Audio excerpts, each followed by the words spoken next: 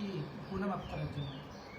আমরা সেই দশকে আল্লাহ রাসূল সাল্লাল্লাহু আলাইহি ওয়াসাল্লাম ইতিকাফ করতে বলছেন।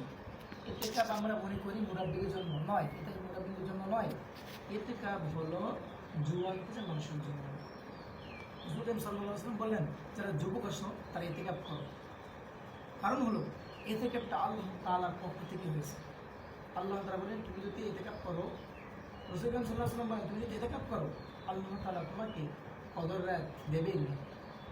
না, তুমি 10টা দিন বুঝতে পারবে ইতিকাফ করলে মরে গেলে কি হয়।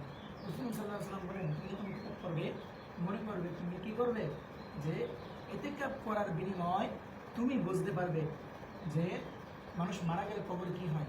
কবরে মুরাকাবা করে দেখেন, আমরা মুরব্বিকে ধরে ধরে ইতিকাফ করাই দিয়েছি। নয়, ইতিকাফ মুরব্বির জন্য নয়, ইতিকাফ হলো যুবকদের জন্য। আসলে আমরা বুঝি না।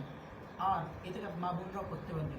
হয়তো আয়েশা রাদিয়াল্লাহু তাআলা আনহা থেকে বর্ণিত, রাসূল সাল্লাল্লাহু আলাইহি ওয়াসাল্লামের স্ত্রী বলেন, আল্লাহ রাসূল সাল্লাল্লাহু আলাইহি ওয়াসাল্লামের স্ত্রী ইতিকাফ করতেন এবং আমরা ইতিকাফ করতে পারবো। মহিলারা কোনো নির্দিষ্ট ঘরে যদি ইতিকাফ করতে যায়, যদি একটা কাপড়টা নিয়ে অথবা একটা বিছানার চাদর যদি টানিয়ে ইতিকাফ করে কোনায় 3 দিন অথবা 10 দিন, কোনো সমস্যা নেই।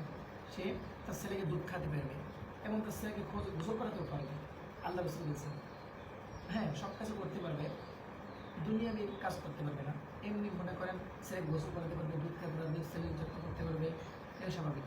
এবং মসজিদে যারা ইতিকাফ করবে তাদের সন্তান যদি আসে জিজ্ঞাসা করে মনে করেন বাড়ির কোনো সমস্যা আছে, এইসব বিষয়ে কোনো সমস্যা হবে না, কারণ রসুলের কথা এটা। ইতিকাফ এরমই। আসলে আমরা ইতিকাফ করা বুঝি না। ইতিকাফ মনে করি যে মুরব্বীর জন্য ইতিকাফ নয়, ইতিকাফ হলো যুবকদের জন্য। আল্লাহ রাসূল বলেন, তুমি যুবক বসে বেশি ইবাদত করো। তুমি ইবাদত করো, আল্লাহ তাআলা তোমাকে অনেক সম্মান, অনেক মর্যাদা দান করবেন। আসলে আমরা বুঝি না ইতিকাফ কি জিনিস।